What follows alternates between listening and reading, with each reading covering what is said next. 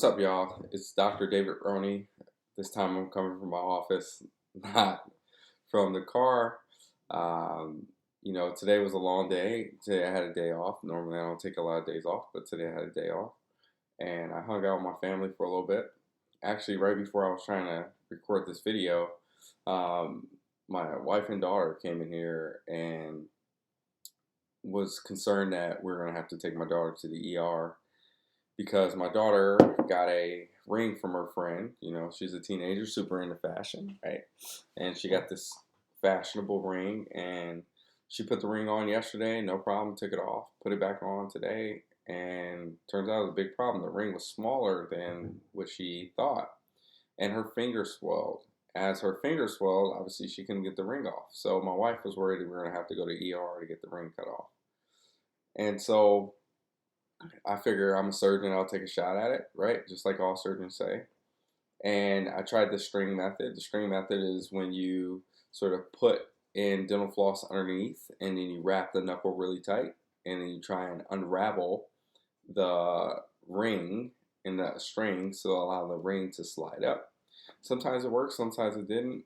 I really don't have good luck with it, but I figured I'll try. And I tried a couple times and then I realized, does this ring even matter? And so I asked, I was like, hey, is this ring important? No, it's not. Well, I cut it off. I ended up grabbing some wire cutters and some needle pliers, and I got it off. And, I tell you that story because finance is the exact same way. We end up having a lot of limiting beliefs that provides like constrictions and rings about who we can be, where we can go, what we can achieve. And those beliefs are typically a result of our surroundings, right? If you don't know about money, you don't know about the different tools that are available, it's going to be hard for you really to achieve anything. And, I was there, man. I was at 17 years old. I struggled tremendously. I mean, I had the year before, right? I went to the academy. My brother was paying for me to go to private school because that was the only school that I was going to be able to graduate from, right? And, I remember working to pay for school just to provide a little tuition discount. I would paint the school, and I have this afro, and I got paint chips in my hair and all sorts of stuff, all because it was just difficult to deal with, right? Poverty creates this sort of hell and prison that you live in, right? But it's not just about the finances, it's not just about the money, it's about the mentality that you have to deal with in order to push forward, in order to figure out outside of your situation. You're going to be in a situation in poverty where not a lot of people have a lot of money around you. And if they do, right, it's usually a red flag that they have a lot of money and they're living in the hood or living in an impoverished area, but for some reason it looks like they have a lot of money. So as we push forward, we have to try and do our best to know the tools that are out there that prevent us from putting very tight constrictions around ourselves. If we're going to put a sort of constriction around us, hopefully not, but let's make it as wide as possible so that we have a long way that we can travel right to left, up and down, so that we aren't necessarily feeling closed in and boxed in.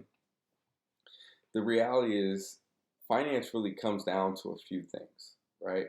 If you want to achieve wealth in any sort of being, whether it's not really quick, it's over time, right? There's a couple things you need to do. One, right off the bat, you need to save at least 20%. That's save and invest at least 20% of everything you make. So as soon as you get some money, pay yourself. Don't even think twice about it. Pay yourself. The second thing you need to do is understand that all your liabilities, so all your debts that you're paying every month, needs to be less than what you're making per month, right? I spent a long time in my life robbing Peter to pay Paul because I couldn't afford the things that were going on. And part of that is medicine, right? We don't pay our interns and our residents enough, and then we put them, sometimes they match in places that are very high cost of living, and we don't pay them enough. So that as a result, we have to sort of figure out a way to survive in those environments. So you end up robbing Peter to pay Paul quite a bit. So those two things are the utmost thing. And then we got to add one more. You got to worry about your happiness.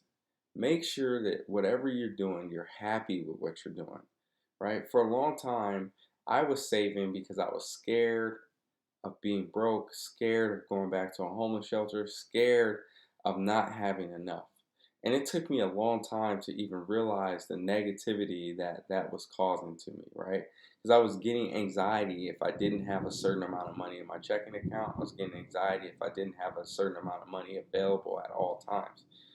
And that's just not a good way to live, right? Because you end up developing anxiety around money. Money isn't any sort of joy for you. Now, for me, I realized a long time ago that money wasn't something that was going to bring me happiness. At the Naval Academy, I was lucky enough to get a pretty substantial bonus. They call it a bonus, really, or career starter loan. And I had put this thing on a pedestal, and I realized that, hey, I was chasing this thing. I'm finally going to be happy because I'm finally going to have some money. Then I got some money, and then I realized happiness didn't come. And that was a big eye opener for me. So I had to go soul searching. I had to go look for what was actually bringing me happiness. And it turns out it wasn't money. For me, it was helping others. And I got more joy out of giving the money away than I did actually keeping it for myself. So then I had to figure out what my true relationship is with money. Now, money for me is just a tool. It's a tool that I use to make sure those around me have everything that we need. Now, if you listen to the Ramit Sethis of the world, and his thing is, I will teach you to be rich, about living your rich life. Part of my rich life is making sure that I have a house that I enjoy living in and provides me some comfort, that is spacious, that I have room to move around, and I don't feel like I'm closed in, right? I have food on the table and I can feed others. I have clothes on my back, and I have nice clothes and I have nice shoes, and I don't have to worry about holes in my socks or anything like that. And that at the push comes to shove, I have the lights on and I got utilities, right? Those are the things that provide me comfort. Money is just a tool for me to take care of my family and to get me where I need to go and sort of achieve some dreams that I have. You have to figure out what your relationship is with money because it's very important.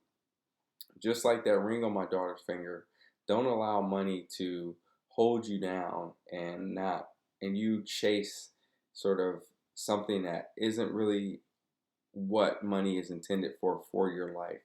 We all have constrictions on our lives. It's up to us to sort of figure out how to break through those so that we can continue to grow.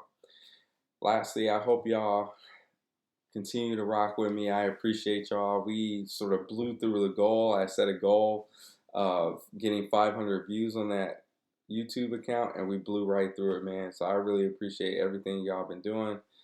Thank you, thank you, thank you.